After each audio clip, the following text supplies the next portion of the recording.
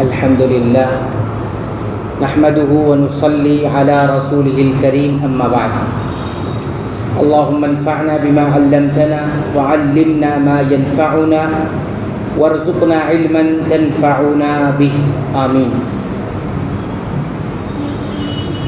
انس بن مالک رضی اللہ تعالیٰ عنہ روایت کرتے ہیں، وہ کہتے ہیں کہ وہ نبی کریم صلی اللہ علیہ وسلم کے ساتھ بیٹھے ہوئے تھے۔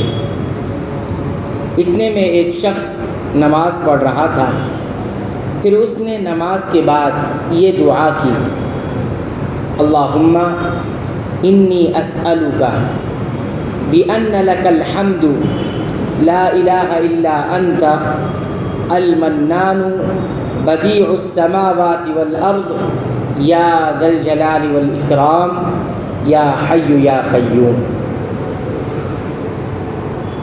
جب یہ دعا نبی کریم صلی اللہ علیہ وسلم نے سنی تو آپ نے فرمایا، اس نے اللہ سے اس کے عظیم نام سے دعا کی ہے، اس کے عظیم یعنی بڑے نام سے دعا کی ہے۔ اگر جب بھی اس کے ذریعے، اس نام کے ذریعے دعا کی جائے، اللہ کو پکارا جائے تو اللہ قبول فرماتا ہے، اور جب اس کے ذریعے اللہ سے کوئی چیز مانگی جائے، سوال کی جائے تو اللہ عطا فرماتا ہے۔ یہ سنن ابی داؤد کی روایت ہے، حدیث کا نمبر ہے 1495۔ تو آئیے اب دعا کا ترجمہ دیکھتے ہیں، دعا میں کیا کہتا ہے بندہ۔ اس دعا میں وہ شخص اللہ کو پکارتا ہے اور اللہ سے سوال کرتا ہے، مانگتا ہے، لیکن اللہ کو پکارنے کے بعد وہ 7 چیزوں کا حوالہ دیتا ہے۔ کتنی چیزوں کا؟ 7 باتوں کا، یعنی اللہ تعالیٰ کی 7 صفت سے اللہ تعالیٰ سے مانگتا ہے۔ وہ کہتا ہے، اللہم، اے اللہ، انی اسألک، میں تجھ سے سوال کرتا ہوں، مانگتا ہوں۔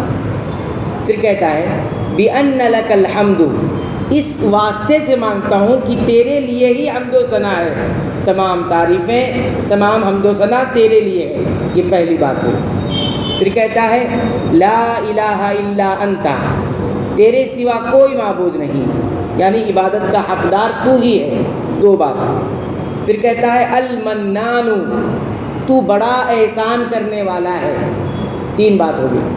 پھر کہتا ہے، بدیع السماوات والارض، آسمانوں اور زمین کا نرالا پیدا کرنے والا ہے، یعنی آسمان اور زمین کو بڑے نئے انداز اور انوکھے انداز میں تو ہی پیدا کرنے والا ہے۔ کتنی بات ہو گئی؟ 4۔ 5ویں بات، یا ذا الجلال والاکرام، اے جلال اور بزرگی والے۔ یا ذا الجلال کہتے ہیں ہیبت کو، عظمت کو، اور اکرام کہتے ہیں عزت کو، تو عزت والا ہے اور جلال اور ہیبت اور عظمت والا ہے۔ یا ذا الجلال والاکرام۔ 5۔ 6ٹھی بات، یا حی یا قیوم، یا حی یا قیوم۔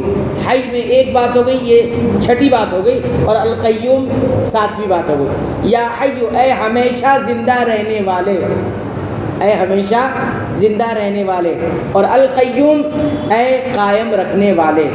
قیوم کا مطلب ہوتا ہے وہ ذات جو خود قائم ہو اور جس سے ساری کائنات قائم ہو۔ جو خود قائم رہتا ہو اس کو کوئی قائم کرنے والا نہیں، اور کائنات میں جتنی چیزیں قائم ہے، دائم ہے، کھڑی ہوئی ہے، وہ سب کو اسی نے ہی قائم کیا اور اسی کی وجہ سے قائم ہے۔ یہ 7 باتوں کے حوالے سے وہ کیا کہتا ہے، انی اسألک، میں تجھ سے مانگ رہا ہوں۔ تو نبی کریم صلی اللہ علیہ وسلم کیا کہہ رہے ہیں کہ اس طرح اگر کوئی مانگتا ہے تو اللہ تعالیٰ اس کی پکار کو سنتا بھی ہے، اور جب کوئی چیز مانگتا ہے تو دیتا بھی ہے۔